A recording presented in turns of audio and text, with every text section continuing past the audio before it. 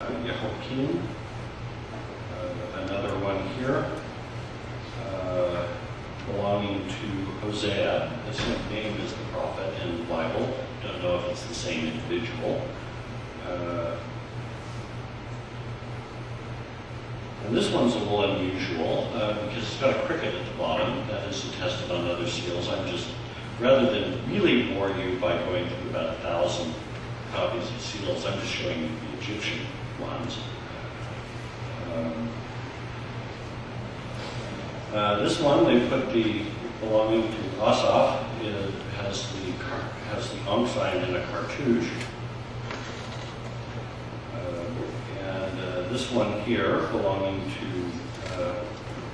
well, the name's sort of rubbed out. It looks like Pekah, and oddly enough has a wasp scepter staff sticking out of the griffin's head. At least that's what I take it as. It might be supposed to be a representation of double crown, but it looks much more like his jacket than a wasp. Jacket from the lesser second. This one provides an example of the sort of vagaries of pre-Israelite script, something that we may not have appreciated when Book of Mormon talks about the difficulty in writing in Hebrew. Those two letters look like they might have a tick or might not. If they don't have the tick, they're read as P's. If they do have the tick, they're read as N's. So this is either Hapapiyao or Hananiyao on this seal. And this one has the name of Abba.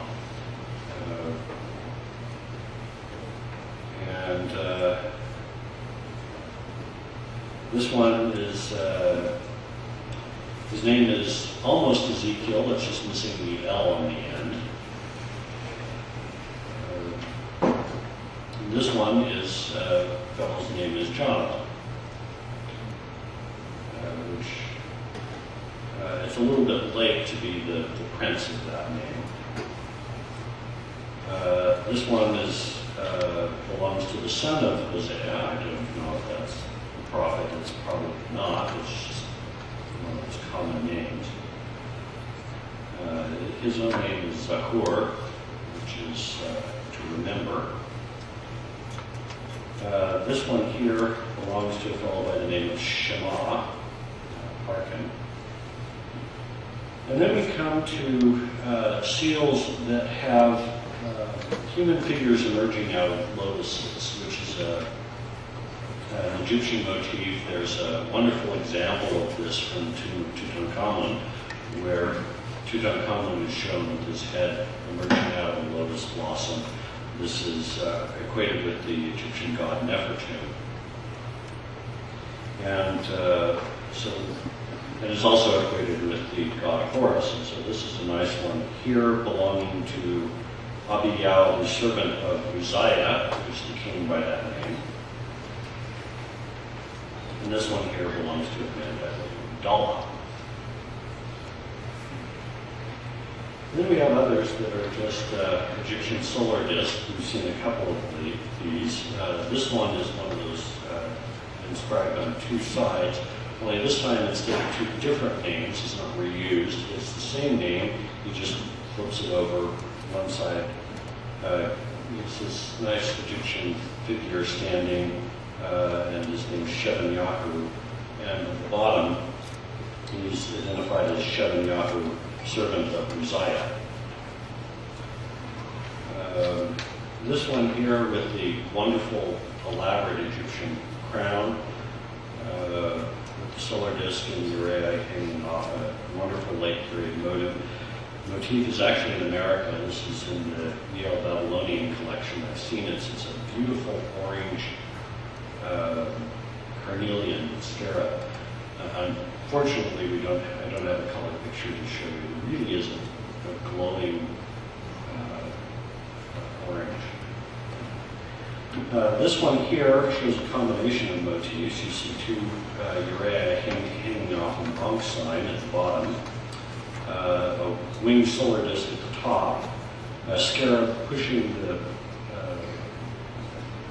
the sun on the one side, a fish on the other, and a very odd mask in the middle, if that's what it is. And the inscription on the backside says that it belongs to Uzzah. Now, some of the cases they decided to go for a very elaborate type of seals, and these are based on earlier second and intermediate period scarabs that were used by Egyptian officials and often contained cartouches of the king. But these take some rather creative licenses. This one, which belongs to Shemer has at least the lower cartouche here is an imitation, very badly done, of the cartouche of Thutmose III. Very kind of botched bottom sign. I'm not quite sure how to read the cartouche on the top. Shemer has actually stuck his name in the cartouche, which is a little unusual. Egyptian reserves names and cartouches for kings. Everyone else sort of isn't allowed the cartouche. And this other one belonging to Palti, he doesn't bother sticking his name in the cartouche, but again, a rather garbled version of the name of Thutmose III at the bottom. This is actually much later than Thutmose III. And the style with all of the fancy frill work is based on second intermediate period scarabs. This one, we have one miscellaneous one. We can tell it's Egyptian with the Ankh sign, but it's had to be reconstructed from two different seals of the same person. You can see this one, you get the legs. This one, you get the Ankh sign over here, and you get a little bit of the inscription, more of the inscription on the second one over, and from that they've been able to come up with a composite line drawing. It belongs to Tobiyahu's son of Honey. And finally, I just thought I'd go over some of these seals that are connected with royalty, because these have a secure date, and from them we can get a feel for the time period when this is used. So the first one of these belongs to a servant of Uzziah, and Uzziah reigns from 783 to 742 BC. The next one belongs to a servant of Ahaz, who is Uzziah's grandson. This one belongs to Ahaz's son Hezekiah, and this one then, of course, to Hezekiah's son Manasseh. Note the similarity in the even motifs used. This one here belongs to a son of the king during Jeremiah's time period. I'm not sure exactly which king it is. And finally, this one, just tacked on at the end from a jar handle, just tells us that he's the son of the king, but no one has any idea where he's placed. So if you look at the time periods this is covering, we have Uzziah 783 to 742, Ahaz 735 to 715, Hezekiah 715 to 687, Manasseh 687 to 642, and then the time period of Jeremiah around 600. That this period of use in royal seals of Egyptian iconography happens to match the time period when there is a peak in Egyptianizing materials found in Israelite settings.